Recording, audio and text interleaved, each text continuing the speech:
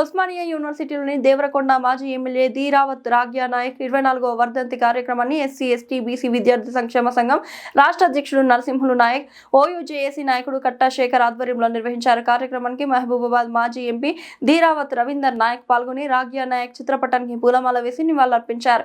ఈ సందర్భంగా కట్టా శేఖర్ మాట్లాడుతూ ఏ సమస్య వచ్చినా ప్రజలకు అండగా ఉండే రాగ్యా నాయక్ కొడుకు స్కై ల్యాబ్ నాయక్ కు రాష్ట్ర ప్రభుత్వం ఏదైనా నామినేటెడ్ పదవి ఇవ్వాలని డిమాండ్ చేశారు. కాంగ్రెస్ పార్టీలో సముచిత స్థానం కల్పించాలని కోరారు. అలాగే రాగ్యా నాయక్ విగ్రహాన్ని ట్యాంక్ బండ్ పై ఏర్పాటు చేయాలని డిమాండ్ చేశారు. కార్యక్రమంలో తేజావత్, నందకుమార్ నాయక్, రాజేష్ నాయక్, ప్రశాంత్, మధు నాయక్, వెంకటేష్, దారావత్, సతీష్ తదితరులు పాల్గొన్నారు.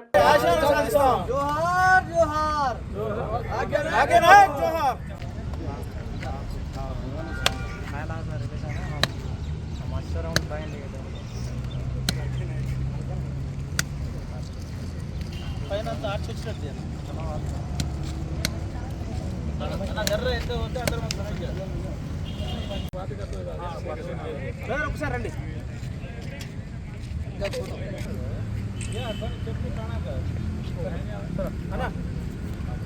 జోహార్ రాగ్యా నాయక్, జోహార్ జోహార్, జోహార్ రాగ్యా నాయక్, జోహార్ జోహార్, రాగ్యా నాయక్, జోహార్ జోహార్, రాగ్యా నాయక్ గారి ఆశయాలను సాధిద్దాం సాధిద్దాం, రాగ్యా నాయక్ గారి ఆశయాలను సాధిద్దాం సాధిద్దాం, రాగ్యా నాయక్ జోహార్.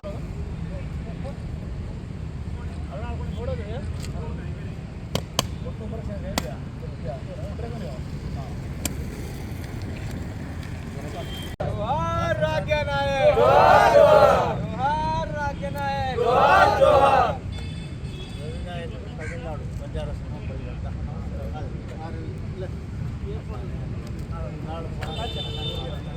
లాంటి ఉస్మానియా యూనివర్సిటీ గడ్డ మీద గిరిజన నాయకుడు, మాజీ శాసనసభ్యులు, నాతో సన్నిహితంగా కాంగ్రెస్ పార్టీలో పనిచేసినటువంటి రాగ్యా నాయక్ గారి వర్ధంతి రోజున 24వ వర్ధంతి ఈరోజు జరుపుకోవడం ఇక్కడ చాలా అంటే బాధతో కూడినటువంటి, అనతి కాలంలోనే వారు మన నుంచి విడిపోవడం, వారి యొక్క సేవలు నల్లగొండ జిల్లానే కాకుండా మొత్తం తెలంగాణలో ఉన్న బంజారాలు, గిరిజనులకు వారు ఎంతో సేవ చేసిన అవుట్ స్పోకన్ పర్సన్, ఏదున్నా మరి ఓపెన్గా మాట్లాడేటువంటి తత్వం కలిగినటువంటి రాగ్యా నాయక్ గారు వారి ఆశయాల్ని మీరు ముందుకు తీసుకెళ్ళడానికి ఇక్కడ యువకులు, యూనివర్సిటీలో ఉన్నటువంటి స్టూడెంట్స్ జరుపుకోవడం చాలా మరి అభినందించవలసినటువంటి విషయం. ఈ సందర్భంగా మనం వారి కుటుంబంలో ఎవరికైనా అవకాశం కల్పించాలని మీరు ఏదైతే ప్రపోజల్ పెట్టినారో అది మనం ఈ సందర్భంగా మాట్లాడడం మంచిది కాదేమో. దీన్ని మాట్లాడే వేదికలు వేరే ఉంటాయి కాబట్టి ఆ వేదిక మీద తప్పకుండా ప్రభుత్వం దృష్టికి తీసుకెళ్తాము. అయితే నేను ఇక్కడ ముఖ్యంగా మీకు ఇక్కడ విద్యార్థులకి మనవి చేయడం ఏమంటే, 1970లో నేను ఇక్కడ ఇదే యూనివర్సిటీ వచ్చినప్పుడు యూజీసీ చదవడానికి ఆ రోజు అసలు స్టూడెంట్స్ లేరు, బంజారా స్టూడెంట్స్ కానీ గిరిజనులు చాలా తక్కువ ఉండేవారు. ఈరోజు చూస్తే వందలాది మంది ఇక్కడ ఉన్నారు. మరి ప్రతి ఒక్కరు కూడా ఆ రోజేమో డిఎన్టీలుగా, ఓబీసీలుగా ఉన్నాము. 76లో ఎస్టీలుగా అయినటువంటి మూమెంట్లో కూడా రాగ్యా నాయక్ గారు నా వెంబడి పనిచేసినారు. ఎస్టీగా గుర్తింపబడినటువంటి 108 ఆఫ్ 1976 పార్లమెంట్ అమెండ్మెంట్ ఆర్డర్ 76లో ఏదైతే ఇందిరాగాంధీ గారు తెలంగాణ లంబాడీలు మొత్తం 100 కాన్స్టిట్యున్సీలో ప్రిడామినెంట్గా ఉన్నటువంటి బంజారాలను ఎస్టీలుగా గుర్తించిన వెంటనే ఆ రోజుల్లో 1980లో నేను అప్పుడు మంత్రి అయినా, ఆ రోజు కొన్ని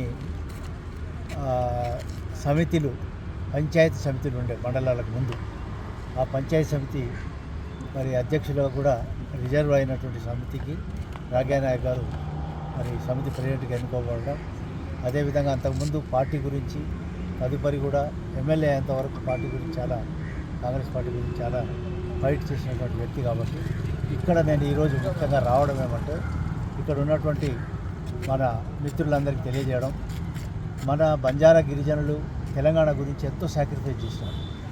అందులో ముఖ్యంగా జాటోత్ ఠాణూ నాయక్ గారు మరి తెలంగాణ భూపోరాటాన్ని ముందుగా అందరికన్నా ముందు ప్రారంభించి తన ప్రాణాలను పోగొట్టుకున్నటువంటి ఠాణూ నాయక్ గారిని మరి ఎవరు గుర్తించడం లేదు. అదే రకంగా ఆ రోజు రజాకారులు మరి ఇక్కడ తెలుగు మహిళల్ని చెరిచేసి వాళ్ళను తనాలు కోసేస్తుంటే మరి వాళ్ళని ఎదిరించడానికి జాటోత్ పూలిబాయి ఠాణూ నాయక్ గారి వదిన జాటోత్ పూలిబాయి గారు ఆ రోజు పొడవులు పట్టుకొని కారం తీసుకొని ఆ అల్లరి మూకల్ని తరిమి కొట్టి వాళ్ళ అంగాలను కోసినటువంటి యొక్క పూలిబాయి చరిత్రను కూడా ఎవరు ఇక్కడ గుర్తించడం లేదు. దాన్ని ముందుగా మన జాతి వాళ్ళని మనం గుర్తించాలా. ఫస్ట్ ఏమో ఠాణూ నాయక్ గారు, తర్వాత జాటోత్ పూలిబాయి, అదే రకంగా ఎంతోమంది మనల్ని షెడ్యూల్ ట్రైబ్స్గా గుర్తించడానికి ప్రయత్నం చేసినటువంటి చాలామంది మరి ఉన్నారు ఆ రోజుల్లో. వాళ్ళు ఎవరిని కూడా చెప్తున్నారు, మాట్లాడుతున్నారు, జిల్లాలకు పేర్లు పెట్టుకుంటున్నారు, మరి యూనివర్సిటీస్కి పేర్లు పెట్టుకుంటున్నారు. కానీ లంబాడి గిరిజనులు ఈ రాష్ట్రంలో ప్రభుత్వాలు ఏర్పాటు చేయడానికి ఈ లంబాడి గిరిజనులే ఎక్కడ ఎక్కువగా ఏ పార్టీకి మొగ్గు చూపుతారో అదే పార్టీ ఇక్కడ గవర్నమెంట్ ఫామ్ చేస్తున్న విషయం కూడా మనందరికీ తెలుసు. ఈ విషయాన్ని మన గౌరవ ముఖ్యమంత్రి రేవంత్ రెడ్డి గారు కూడా మరి పబ్లిక్ మీటింగ్లో వారు చెప్పారు. ఈ మధ్యలో మొన్న జరిగిన ఎన్నికల్లో మరి లంబాడీలు వన్ సైడ్ ఓటేసినందుకే ఇక్కడ ఇందిరాగాంధీ ప్రజాప్రభుత్వం ఏర్పాటు చేసినామని చెప్పేసి రేవంత్ రెడ్డి గారు చెప్పినారు. అదేవిధంగా ఓడిపోయినటువంటి కేటీ రామారావు బీఆర్ఎస్ పార్టీ అతనేమన్నారంటే ఈసారి మాకు లంబాడీలు మద్దతు ఇవ్వనందుకు మేము ఓడిపోయినామని కూడా చెప్పినటువంటి చరిత్ర ఇది లంబాడీల చరిత్ర. కాబట్టి ఈ చరిత్రను ఇక్కడ యూనివర్సిటీలో ఉన్నటువంటి మరి యువకులు, స్టూడెంట్స్ మీరంతా మరి గట్టిగా మన ఠాణూ నాయక్ గారిని, అదేవిధంగా మన జాటోత్ పూలిబాయి గారి యొక్క జ్ఞాపకార్థం ఇక్కడ మనం కార్యక్రమాలు చేయాలా. ఈరోజు మీరు రాగ్యా నాయక్ గారి జ్ఞాపకార్థం చేసినటువంటి ఈ కార్యక్రమం చాలా అభినందించవలసినటువంటి విషయం. కాబట్టి ఈసారి నేను కూడా ఈ విషయంలో ప్రభుత్వాలతో మాట్లాడి మా వాళ్ళని ఎందుకు గుర్తించడం లేదు. నిజంగా మరి ముందు స్వతంత్రం రాకపూర్వం ఆసియా ఖండంలోనే బాహుబలి అయినటువంటి లక్కీచా బంజారా వారి సమయంలో మా ఆస్తులు, మా భూములన్నీ కొట్టేసినారు ఆ రోజుల్లో బ్రిటిష్ వాళ్ళు వచ్చి. మరి అప్పుడేమో బ్రిటిష్ వాళ్ళు మా ఆస్తుల్ని, మా యొక్క వ్యాపారాన్ని మరి వాళ్ళు సర్వనాశనం చేసేసి మరి లాక్కొని లంబాడీలను అడవులు పాలు చేసి క్రిమినల్ ట్రైబ్స్గా గుర్తించినారు. మరి ఈరోజు స్వతంత్రం వచ్చిన తర్వాత పాలకులు ఈరోజు లంబాడీల ఓట్లే దండుకుంటున్నారు తప్ప లంబాడీలను అధికారంలో రానివ్వడం లేదు. కేవలం తెలంగాణలో కొంతవరకు కొద్దిగా మెరుగు ఉంది ఇక్కడ, కానీ ఇతర రాష్ట్రాల్లో ఇక్కడ లేదు. అందుకనే మేము రీసెంట్గా బంజారా భారత్ అనే కార్యక్రమం ద్వారా మొత్తం దేశంలోనే తెలంగాణ బంజారాలను రోల్ మోడల్గా పూర్తి దేశానికి మరి విస్తరింపజేసి నగారం మోగించే కార్యక్రమం స్టార్ట్ చేసినారు. కాబట్టి ఈరోజు ఆ కార్యక్రమాన్ని ఇక్కడ మీ అందరికీ తెలియజేస్తున్నాం. మీరంతా ఈ విషయంలో ముందుకు రావాలని తెలియజేస్తూ మరొకసారి రాగ్యా నాయక్ గారి ఆత్మకు శాంతి కలగాల, వారు అనుకున్న ఆశయాలను సిద్ధించే విధంగా మీ అందరికీ వారు ఆశీర్వదించాలని, వారి ఆశీస్సులు ఉండాలని చెప్పేసి నేను ముగిస్తున్నా. జై తెలంగాణ. వర్ధంతి జోహార్లు. అయితే రాగ్యా నాయక్ గారు లంబాడీలకు చేసినటువంటి సేవ ఎంతో ముఖ్యమైనది. నిజంగా ఆయన మన మధ్యలో లేకపోవడం చాలా బాధాకరం. అయితే ఆయన యొక్క ఆశయాలను పుణికిపుచ్చుకున్నటువంటి వాళ్ళ చిన్న కుమారుడైనటువంటి స్కైలాబ్ నాయక్ ఇదే విశ్వవిద్యాలయంలో జర్నలిజం పూర్తి చేయడం జరిగింది. అదేవిధంగా ఎల్ఎల్బి కూడా పూర్తి చేయడం జరిగింది. ఆయన కూడా వాళ్ళ నాన్నగారిని ఆశయాలు ముందు తీసుకెళ్తూ సమాజంలో ఇక్కడ వాళ్ళ నియోజకవర్గంలో ఎవరు ఏ ఆపద ఉన్నా ముందుండి అందరినీ ఆదుకోవడం జరుగుతుంది. కాబట్టి ఆయనకి మన కాంగ్రెస్ ప్రభుత్వం ఏదైనా నామినేటెడ్ పోస్ట్ కానీ ముందు ఇవ్వాలని చెప్పేసి కోరుకుంటున్నాం. మా బంజారాల ముద్దుబిడ్డ రాగ్యా నాయక్ గారు మా మధ్యలో భౌతికంగా లేకపోయినప్పటికీ కూడా వారి ఆశయాలు మాలో ఎప్పటికీ ఉన్నాయి. మేము వారి ఉద్దేశించి వారిపైన ఉన్నటువంటి బంజారాలు ఈ రాష్ట్రంలో ఉన్నటువంటి అందరి ఆసక్తితోటి మేము 2 డిమాండ్లను చేయదలుచుకున్నాము. ట్యాంక్ బండ్ పైన వారి విగ్రహాన్ని నెలకొల్పాలని మేము ప్రధానమైనటువంటి డిమాండ్ని అందరూ ఆంధ్రప్రదేశ్ రాష్ట్రం ఉమ్మడి రాష్ట్రంలో ఉన్నటువంటి గిరిజనులందరూ కూడా ఈ డిమాండ్ని మేము కోరుతున్నాము. దాంతోపాటు రెండవది బంజారాలో ఎక్కువగా విశ్వసించేటటువంటి ఈ రాష్ట్రంలో, ఈ దేశంలో ఏదైతే గిరిజన విశ్వవిద్యాలయం ఏర్పాటు చేస్తున్నారో ఏదైనా ఒక భవనాన్ని కూడా రాగ్యా నాయక్ పేరుని వారి పేరుపై ప్రస్తావించాలని మేము కోరుతూ ఉన్నాము. దాంతోపాటు ప్రభుత్వం కూడా ఈ చొరవ తీసుకొని ముందుకెళ్ళి 24 సంవత్సరాలు అయినప్పటికీ కూడా వారి పట్ల కానీ వారి కుటుంబం పట్ల కానీ ఏదైనా విశ్వాసంతో వారి కుటుంబానికి సానుభూతి చూపించి వ్యాప్తంగా కార్యక్రమాలు చేయాలని మేము ప్రభుత్వాన్ని డిమాండ్ చేస్తూ ఉన్నాం. Thank you. బీసీ విద్యాసంఘం రాష్ట్ర అధ్యక్షుని.